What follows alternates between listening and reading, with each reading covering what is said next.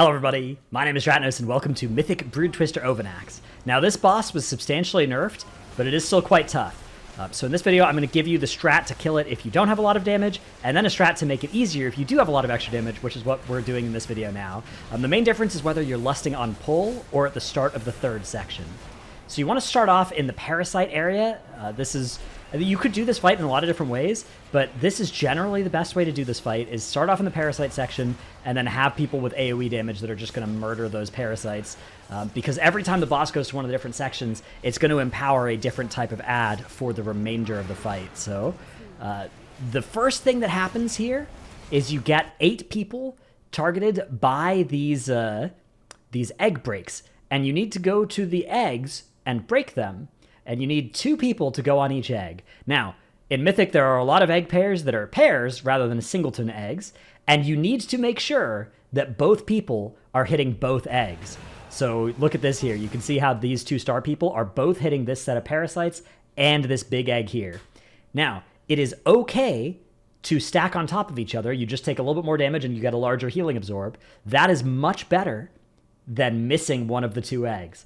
You will wipe a lot to somebody being scared and then only hitting the big egg, and then the other person is here and they're hitting both of these, and then these parasites aren't broken. If you ever miss an egg, except maybe at the very end of the fight where you can kill the boss before it matters, it is a wipe. So that is the most important thing on this encounter, is do not ever miss an egg. Now, in order to indicate which eggs are which, we have to use world markers, and in order to do this, you're going to need somebody to drop the world markers as you move through the room. Here is an image that I will put a link to in the description of, this is basically, we yoinked the liquid strat, we marked where all the eggs were, and circles indicate which ones are marked with, which worms are skull interrupt, which worms are X interrupt, and which worms are moon interrupt, I think is the blue circles on these. So this is the strategy for the liquid movement through this fight that we ended up using in this video as well. I'll put links to this, links to the weak auras you can use as well. You're going to want to set up we use the Northern Sky weak auras for doing the actual, egg break assignments, because you need a weak aura that will assign the correct 2 people to each of the markers. Now, in order for this to work, you need everybody in your raid to have that weak aura, to have the Northern Sky databases and functions weak aura, and also to be on the same version as each other. And also, maybe you need to kick out people from your raid that are out of the raid, so just only have the 20 people that are actually in your raid.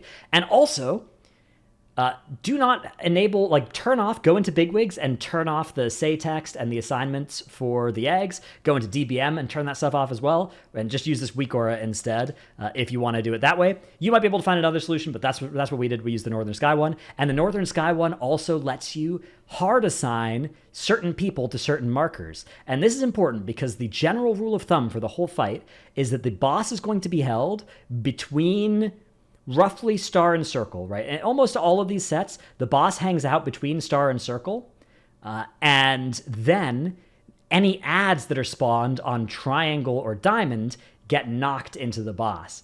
And then melee will tend to get assigned circle and star egg breaks, ranged will tend to get assigned diamond and triangle egg breaks, but we hard assign our knocks, which are evokers, to always go to star or to diamond and triangle, so that they can just always be there, right? We have one evoker that's hard assigned to triangle, always goes to triangle, always knocks triangle, and you use your MRT note and the Northern Sky weak aura, you go and you figure out how to set that up, and it will always assign that person to that marker if they get an egg break, so they can just always be there and do their knock. We also did this fight with 2 blood decays. Now you can do this fight without 2 blood decays. It's harder. Avengers Demon Hunter also can do the grips and stuff. You can do a lot of these sets without a mass grip, and just by getting good knocks.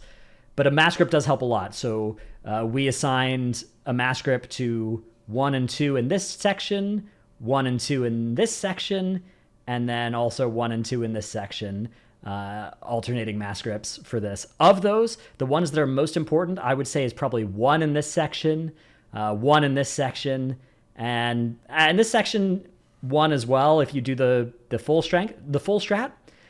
If you want to kill this boss super quickly, you can kill this boss before the black blood reaches this outer set of eggs in this third area if you have enough damage. So if that's true, you should do this strat, but don't break triangle on on the first breaks here, just don't break it, and then only break star on the second breaks here, and then you kill the boss before the black blood reaches this outer ring here.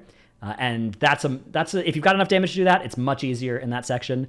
So I would recommend, and then you can also lust on pull. Otherwise, what you want to do is you want to lust as you are doing this break number 1 over here, and then you're eventually going to kill the boss over here after you do the break number 3. Boss has a lot less health now, but depending on your damage, depending on the amount of healers you want to run, which this fight can be 3 healed, it can also be more healed if you want a little bit more safety. The swirlies are extremely lethal. People will die to getting hit by 2 swirlies, regardless of how many healers you have. So yeah, let's actually show what the fight looks like now. So egg breaks happening here. Spiders need to be taunted. So we have 2 spiders in this set, and we actually assign which tank is taunting which spider here so that they don't go and randomly melee somebody and murder them. And then we're also death gripping all the ads, or mass gripping these ads. And we also have our worms getting marked. Whoever is first kick on a worm marks it and then kicks it as well. We missed first kick on this one here because we wanted to highlight what it looks like if you do the mechanic wrong for the educational purposes in this video. But you really shouldn't do that, especially past the first set. It's really bad. Now you need to have macros set up so that you can move your markers there. I'm doing star and triangle, and then our other tank is doing circle, and a ranged DPS is doing diamond. And you just have an extra keybind. Whoever has free brain cells and keybinds, you want to split up those 4 markers between them so that they can then be placing those world markers. And then, yeah, you can see again what it looks like here. Everybody getting in position. The weak aura was made pre-nerf, so there's 2 extra seconds than it says on those eggs expiring. The tank mechanic, you just taunt swap every time the tank mechanic comes out. If you're playing Blood DKs, always save your AMS for after you get hit by the tank mechanic, and then you AMS under the tank mechanic and try and get to 100% health. Being at 100% health every time that explodes is very achievable and very good, so do try and do that. And you also want whichever tank doesn't have Volatile Concoction to be tanking the boss and the majority of any spiders that are active at the time. You can also try and time your umbilicus and tombstones and stuff for it as well. I do a little bit of that. You don't really need to. You can also you can panic health potion right before it explodes. But if you're ever like sub 70% health when that thing explodes, it's going to do a lot of raid damage. Also, if you taunt mid-cast, it will change the target. So don't taunt mid-cast unless you need to, right? Unless you're supposed to be the target. So there's another case of that mass grip. I guess we do use mass grip on 3 in this section too. And yeah, that's this first area handled. You can see the boss here is quite low. As long as you have the boss sub like 70% leaving this area, you do have enough damage to beat the fight. But if you don't have it sub at least like 65, maybe honestly even it is the 60-ish number you need to be looking at as it's moving to that next area, you're going to need to do the whole fight in that last section. You're not going to be able to just ignore it like we do, especially if you're lusting on pull. So that can be maybe a damage litmus test here, is can you get this boss like say sub 60 before it starts this waddle with a lust on pull? If not, you probably need to do the safer lust in the last section. Again, updating our world markers. People that are world marker updaters just have the map open on a second monitor for your first few pulls of each section, like as you're progressing until you learn where they all are. And the advice for everybody is melee generally get star and circle. Don't hard assign anybody to star and circle. It's usually just not worth. But you do hard assign your 2 evokers to diamond and triangle, the people that are doing your knocks. And then you want to kind of just... The thing that our people were saying was just orient yourself of where is diamond, because the others are usually pretty visible. And then diamond is the one that kind of blends in the most with the colors of the ground. So this is a spot where you have triple spiders and they're empowered. So you can see it's a lot of tank damage. This is the most dangerous tank area here. Don't be afraid to use externals and defensives as you're in this section. And basically whichever tank is about to get the next tank debuff, you should try and have the spiders on the other person as soon as you can here. You can see here I have 5 stacks of the tank debuff, which isn't great, but it's not the end of the world, right? Vamp Blood, AMS, and I can still top myself before this explodes. Health Potion and Health Stone are available here as well, so I use a Health Stone to try and get a little bit higher before that explodes as well, saving my Health Potion for the next one if I need to. This set is a triple worm set, so this is where you need to start using your 3rd set of interrupts. And another thing to do here is if people are dead, make sure they're calling out backup, Skull 3 or something like that. Those sorts of calls really important. You can see here we got damage coming out. We got I think that was a tank explosion that hit a little bit harder. Maybe that was a cast going off. It's very sketchy. Try not to do that. That's really bad. And again, the next volatile concoction comes out here. Ideally, the spiders are dead in time. This one, there are only 2 spiders, so there's not too many stacks of healing absorb. Again, updating our world markers, and we get to this last area, which is again 3 spiders, but not anything else going on this one. So pretty simple part of the fight now. And yeah, that's this section. If you have any questions about this boss, put them in the comments below as well. I tried to cover everything I could at the start too. There you can see a tank debuff expiring, being part of the death there. Often the deaths are also just swirlies. If you ever do need to dodge, by the way, going into the circle is good. Oh, and the other thing I didn't talk about was the web mechanic, which doesn't affect me as a tank, so I'd forgotten about it entirely. But yeah, you can see, again, tank mechanic explosion. If you're full health, it does basically nothing. Very good if you can do that. Okay, so here's the webs. Now, the webs will target 4 people.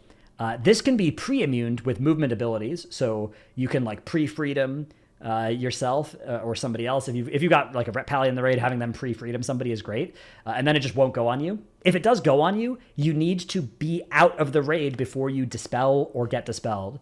Now, what you can do is, if you have the Northern Sky pack, is you can give everybody a macro that will alert the healers and glow their raid frame when it's time for, like, when they are the dispel. You can even set up a dispel order in your ERT note of which healer is going to dispel first, second, and third, and fourth person that press that macro. Obviously, if you only have 3 healers, the 4th dispel is going to be a little slow, but you can break out of this yourself with Tiger's Lust, Avatar, Blink, Hunter stuff. There's Soulburn Port. There's a lot of different ways you can break out of this circle if it's on you. But if you don't pre-immune it, then breaking out of it, you can also pre-immune it with AMS, by the way. If you don't pre-immune it, then breaking out of it is going to trigger the effect, and that's going to root anybody that is inside the AoE. Very bad to do that, because then they'll die to some swirlies, overwhelmingly likely. So you don't want to do that. One thing I also recommend is, if you are going to set up the Northern Sky macro press solution for this, have everybody put a /ping warning at themselves in that macro as well, so that when they're ready to get dispelled, they do a little warning ping on themselves if they're pressing that macro. And that way other people can know, I need to not stand in that circle right now, or else I will get rooted. So I do recommend that you handle that mechanic that way. Okay, that's this section. You can drag the boss further if you want it to walk farther. It walks kind of fast. People lose uptime. So I don't really recommend doing that to take it all the way to the edge, but you could if you wanted to. I think some guilds do that. This is the last section, so this, again, the boss being this low, what we do in this area now is we just don't break triangle on this set, and only break star on the next set, and then kill the boss before the black blood becomes a problem. You need to decide for yourself if you have enough damage to make that happen. If not, you'll need to do this whole section, which would involve breaking triangle here, and then you have a extra worm to deal with. In this section, so this would be a triple worm. And if you're doing that, I recommend probably saving Bloodlust for this area. This is where people lusted on pre-nerf progression. That's where we lusted when we killed this boss the first time, and actually moved to the middle of the room and did the whole enrage thing and did every single egg in the room. But you don't have to do that now if you have enough damage, especially depending on when you're watching this. If you've got a lot of stacks of the Severed Threads, you may have enough to be able to ignore that. But yeah, you basically want to kill the far worms and then bring the boss towards the middle here. I should have probably kept the boss over there by Skull for a little while longer, had it die, and that's kind of the order you want to do this. You want to kill the outer one and then come back across, and you would take the boss over here. If you were breaking all of these eggs, you would want the boss, yeah, like right here. As it stands, we're only breaking star, and then all of the other eggs not getting broken, because the idea is that we're just going to kill this boss before the other eggs become an issue, so we just want to spawn as few adds as possible. But again, your damage may vary. If your damage varies, you do need to get... If you don't have enough damage to beat, one of these eggs, there's like 7 of them that are all going to get hit by this blood soon, so you need to have the damage. Or you need to break all of the ones in set 1, 2, and 3. I guess you could leave that one in the very middle of the room, maybe. Anyways, that's it. That's Mythic Broodtwister Ovi'nax. Hope I got everything. Swirlies, you gotta dodge them. That's the sleeper, most difficult part of this fight, actually. Just swirly deaths will kill a lot of people. Hope you enjoyed this video. Thanks so much for watching. See you in the next one. Bye.